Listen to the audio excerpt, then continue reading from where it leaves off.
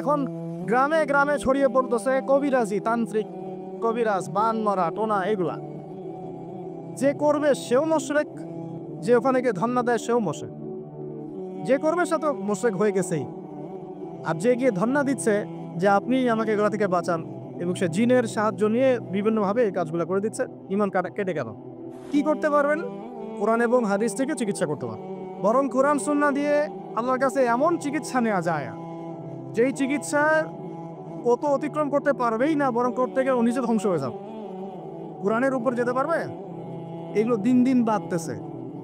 আমি আপনাদেরকে কিছু চিকিৎসা বলে দিই, এগুলো আমার পড়েন, ইনশাআল্লাহ আল্লাহ পাক আপনাদেরকে হেফাজত করবেন ইনশাআল্লাহ।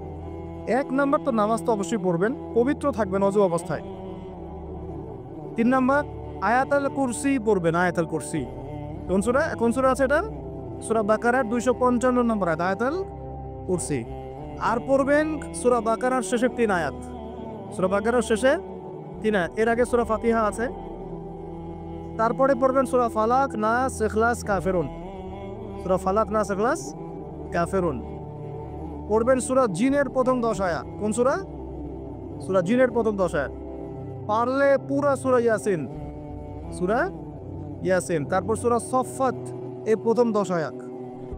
এর সাথে সূরা কাহফের প্রথম 10 আয়াত। তারপরে সূরা তাহা, সূরা ইউনুস আর সূরা আরাফ। এই 3টা সূরায় জাদু, বান, টোনার এগুলোর বিরুদ্ধে কিছু আয়াত আছে।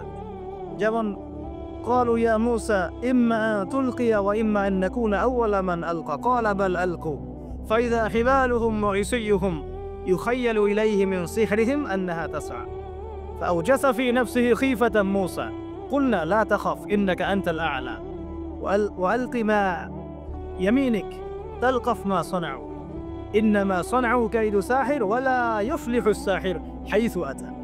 মানে এগুলো অর্থ জানলে আপনারা বুঝবেন। এগুলো পড়লে এগুলো একদম লোহার তরবারি দিয়ে যেমন আঘাত করা হয়, এভাবে আঘাত করা হয়, সব শেষ হয়ে যাবে ইনশাআল্লাহ। যদি এগুলোতে আসক্ত থাকেন, এটা শিরক। এটা কি? উমর রাদিয়াল্লাহু আনহুর যুগে তিনি ফরমান জারি করেছিলেন যে কেউ যদি জাদুবিদ্যার চর্চা করে তাকে করবে একদম গর্দান নামে কত্ল দিবে। এটা ইসলামিক লস। ইসলামিক তো বললাম, ইসলামিক লস কায়েম করা এখন আমাদের পক্ষে সম্ভব না, কিন্তু ঈসা আলাইহিস সালাম অবশ্যই তা করবেন ইনশাআল্লাহ। আপনাদের কি মনে হয় ঈসা ইবনে মারইয়াম এসে মানবরচিত বিধান দিয়ে তার খেলাফা রাষ্ট্র কায়েম করবেন? পৃথিবীর সমস্ত জুলুম উঠে যাবে ইনশাআল্লাহ।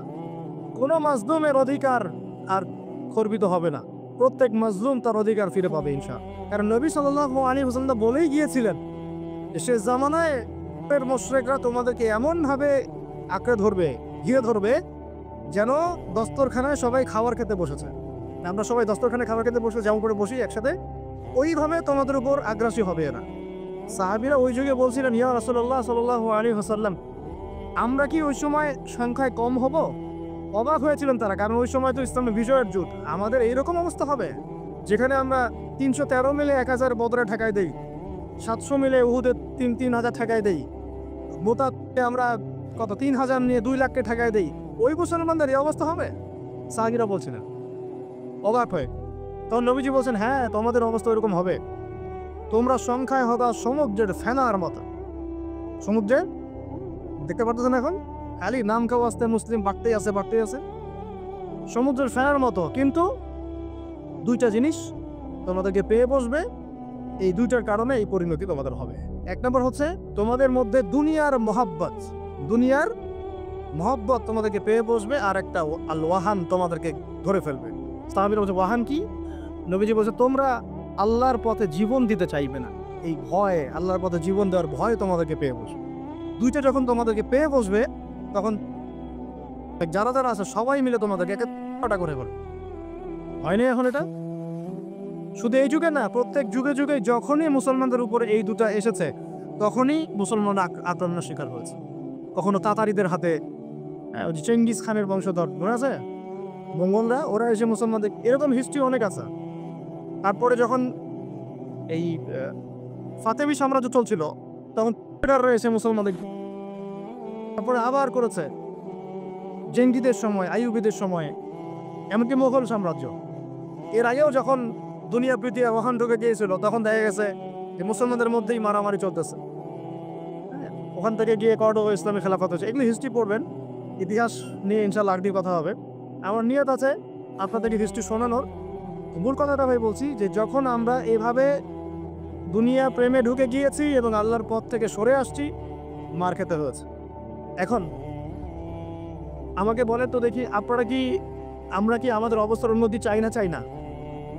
এতক্ষণ যা বোঝালাম এতে কি বুঝতে পারলেন যে দিন এখন শুধু একটা নিভু নিভু বাতির মতো জ্বলছে, গুটি কয়েক মানুষের মধ্যে হক সীমাবদ্ধ হয়ে যাচ্ছে? প্রবলেমগুলো কি আপনারা ফাইন্ড আউট করতে পারেন? প্রবলেমগুলো দেখেন, সারা বিশ্বে ইসলামিক কোনো খেলাফত আছে? ইসলামের কোনো ঐক্য আছে? একজন আমিরুল মুমিনিন আছে? একটা জামাআ আছে? একটা ইমারা আছে? আমাদের কি অর্থনৈতিক শক্তি আছে? ভিত্তিটা নাই। পুরো বিশ্বের রাজনৈতিক ক্ষমতাকে আমরা নিয়ন্ত্রণ করি না। পুরো বিশ্বের মিডিয়াগুলো কি আমাদের? এমনকি যেগুলোতে রেকর্ড করছেন যে ফোন আপনার হাতে, সেটাও তাদের। এটাও কাদের? তাদের। পুরো বিশ্বের যে ফিলোসফিক্যাল থটসগুলো আছে, দর্শন, এই দর্শনগুলো আমাদের চলছে না ওদের চলছে? সব পশ্চিমা দর্শন চলছে না? এই যে নাস্তিকতা, কাদের দর্শন? আমাদের।